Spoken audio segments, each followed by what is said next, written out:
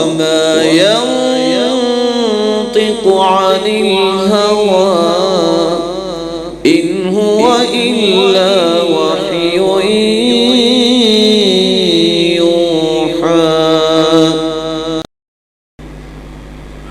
اللہ تعالیٰ نے اپنی کلام کے لیے بھی حدیث کا لفظ استعمال کیا ہے، فرشتوں کی کلام کے لیے بھی حدیث کا لفظ استعمال کیا ہے، انبیاء و رسل کی کلام کو بھی حدیث کہا گیا ہے، اور سرتاج رسل صلی اللہ علیہ وسلم کی گفتگو اور عمل مبارک کو بھی حدیث کہا گیا ہے۔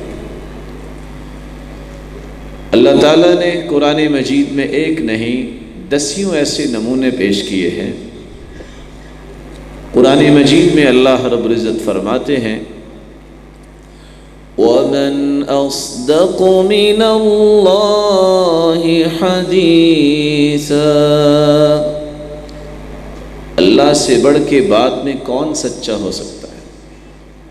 اور اللہ کی کلام قرآن مجید ہے، لیکن قرآن مجید کی تعبیر کے لیے اللہ تعالیٰ نے جس لفظ کو پسند کیا ہے وہ لفظ حدیث ہے۔ اور دوسری جگہ فرمایا اللہ نزل احسن الحدیث،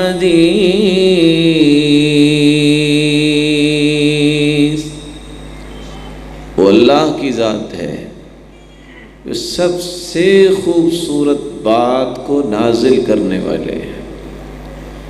یہاں بھی قرآن مجید ہی مقصود ہے، لیکن رب تعالیٰ نے اس کی تعبیر حدیث سے کی۔ تیسری جگہ فرمایا أَفَمِنْ هَذَا الْحَدِيثِ تَعْجَبُونَ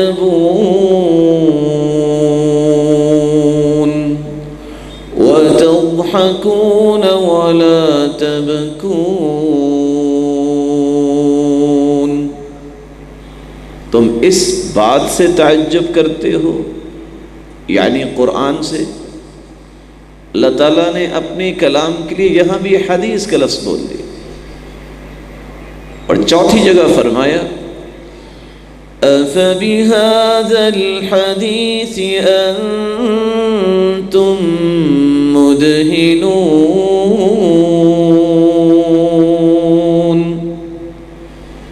کیا یہی بات ہے جس سے تم مداہنت کرتے ہو؟ اللہ کی کلام سے مداہنت کرتے ہو؟ اللہ تعالیٰ نے اس جگہ بھی اپنے کلام قرآن مجید کے لیے حدیث کا لفظ بولا، بلکہ جب چیلنج کیا ہے کہ تم کہتے ہو کہ یہ قرآن گھڑا ہوا ہے، تو چلو اس طرح کا تم بھی گھڑ کے لے آؤ۔ فَلْيَأْتُوا بِحَدِيثٍ مِثْلِهِ إِن كَانُوا صَادِقِينَ،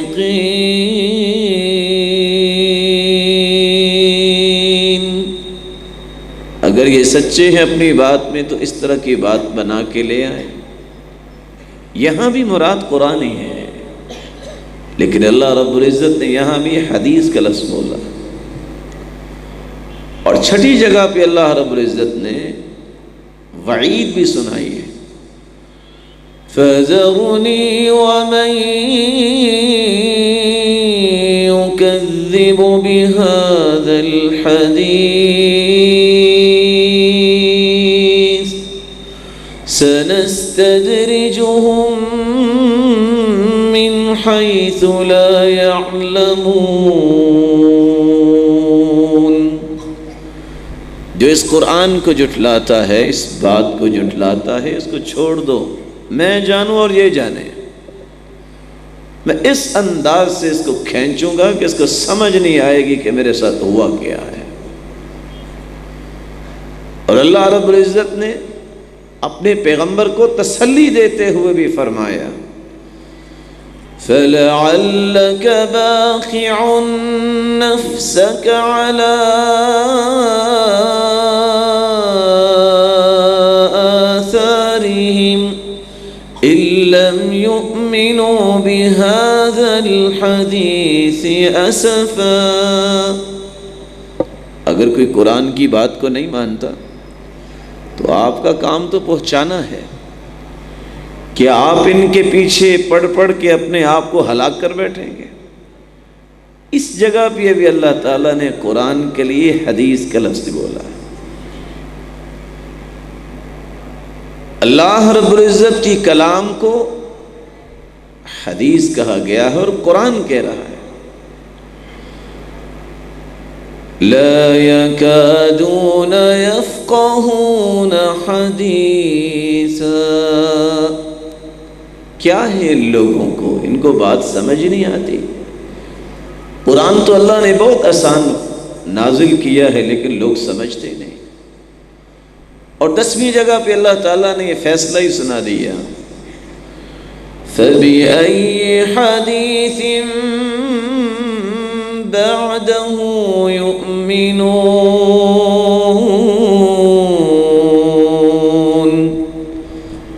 اگر ان کا ایمان قرآن پر نہیں ہے تو یہ کس بات پہ پھر ایمان لائیں گے؟ یہاں بھی اللہ تعالیٰ نے اپنی کلام کو حدیث کہا ہے.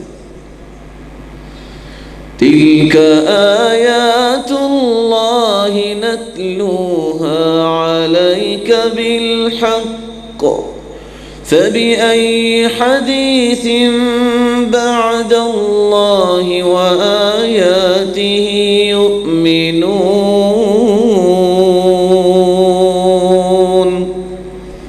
یہ اللہ تعالیٰ کی طرف سے نازل شدہ آیتیں ہیں جن آیتوں اور آیات کو ہم تلاوت کرتے ہیں. فَبِأَيِّ حَدِيثٍ بَعْدَ اللَّهِ وَآيَاتِهِ يُؤْمِنُونَ. اللہ تعالیٰ کی آیتوں کے بعد پھر لوگ ایمان لائیں گے تو کس پر ایمان لائیں گے؟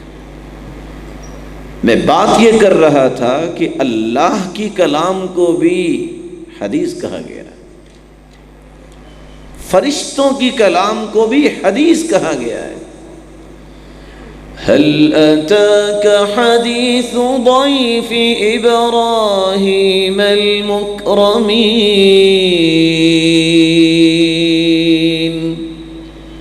اے میرے پیارے محبوب صلی اللہ علیہ وسلم، آپ کے پاس ابراہیم کے مہمانوں کی بات نہیں پہنچی؟ ابراہیم علیہ السلام کے پاس مہمان جو آئے تھے وہ کون تھے؟ فرشتے تھے. انبیاء کی کلام کو بھی حدیث کہا گیا ہے. هل أتاك حديث موسى إذ نادى ربه بالواد المقدس طوى. کیا آپ کے پاس موسیٰ علیہ السلام کی بات نہیں پہنچی؟ موسیٰ کی بات کو بھی اللہ نے حدیث سے تعبیر کیا. وَمَن يُطِعِ اللَّهَ وَالرَّسُولَ